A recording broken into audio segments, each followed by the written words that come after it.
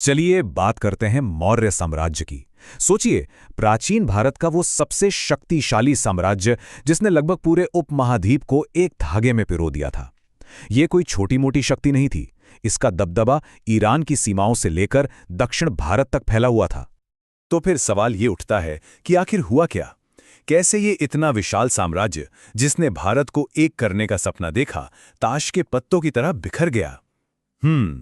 यही वो historical puzzle है, वो पहेली जिसे आज हम मिलकर सुलझाने वाले हैं। और हमारी इस पड़ताल का आधार वो हैं ये नोट्स। इन्हीं में वो सुराग छुपे हैं जो हमें बताएंगे कि आखिर इस महान साम्राज्य के पतन की असली वजह क्या थी। तो चलिए शुरू करते हैं यह सफर। तो एक महान साम्राज्य का अंत। देखिए, इस कहानी की शुरुआत होती है सम्राट अशोक की मृत्यु के ठीक बाद।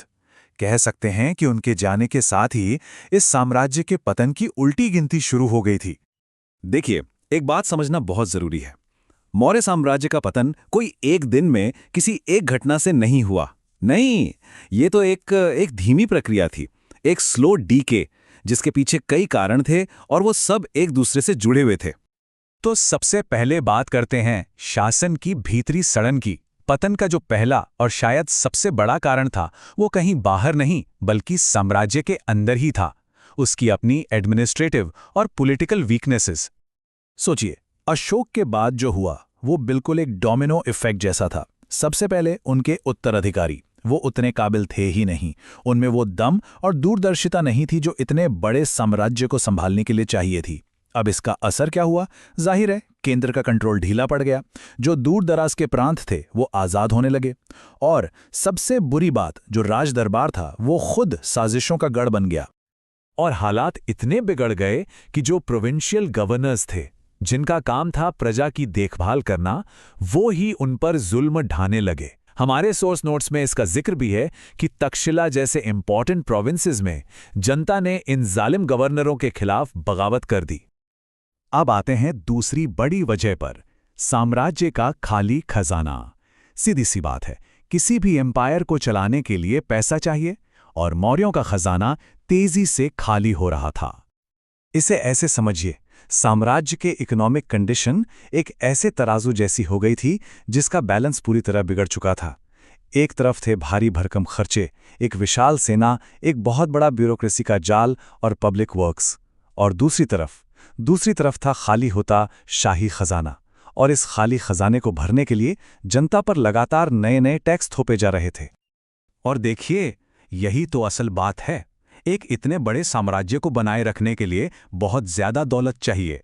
जब आमदनी अट्ठन्नी और खर्चा रुपया हो जाए तो कोई भी सिस्टम ज्यादा दिन नहीं चल सकता। मौर्य साम्राज्य के साथ भी ठीक यही हुआ। चलिए, अब आते हैं इस कहानी के सबसे कॉम्प्लिकेटेड और कंट्रोवर्शियल हिस्से पर, अशोक की विरासत का सच। सवाल ये है कि क्या साम्राज्य के पतन में खुद सम्राट अशोक की पॉलिसीज का कोई हाथ था? एक थ्योरी ये कहती है कि कलिंग युद्ध के बाद सम्राट अशोक ने जो अहिंसा की नीति अपनाई, उसने मौर्य सेना को कमजोर कर दिया। मतलब सेना का मोराल और फाइटिंग स्पिरिट दोनों ही कम हो गए। और जाहिर है, एक साम्राज्य की सबसे बड़ी ताकत उसकी मिलिट्री ही होती है। जब वही कमजोर पड़ गई तो बाहरी खतरों से निपटना नामुमकिन सा हो गया।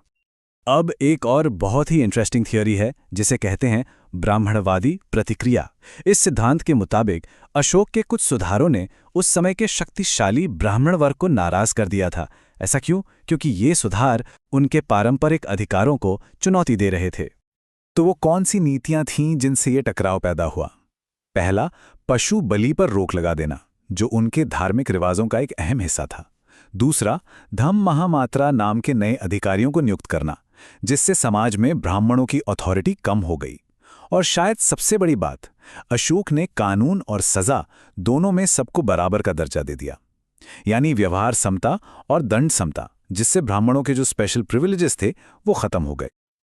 लेकिन रुकिए, कहानी में एक और मोड़ है। ज्यादातर हिस्टोरियंस इस बात से सहमत नहीं हैं।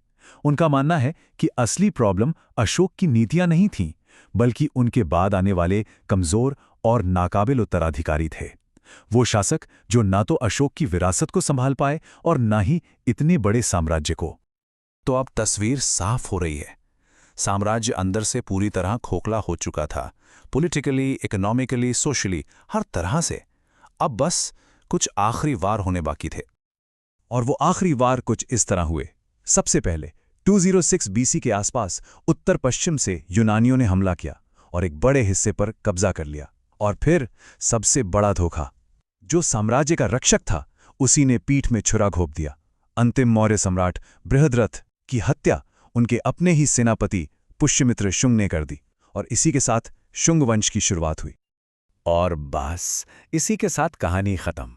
वो शक्तिशाली मौर्य साम्राज्य जो अंदर से पहले ही कमजोर हो चुका था, वो बाहरी आक्रमण और अंदरूनी विश्वासघात का ये आखिरी झटका सह नहीं पाया। तो ये पूरा विश्लेषण हमें एक बहुत बड़े सवाल पर लाके छोड़ देता है। क्या वाकई अशोक की नीतियां ही पतन का कारण थीं, या फिर ये सब सिर्फ एक कमजोर लीडरशिप की नाकामी थी? सोचिए, अगर अशोक के उत्तराधिकारी भी उन्हीं की तरह काबिल होते तो क्या आज इतिहास कुछ और होता?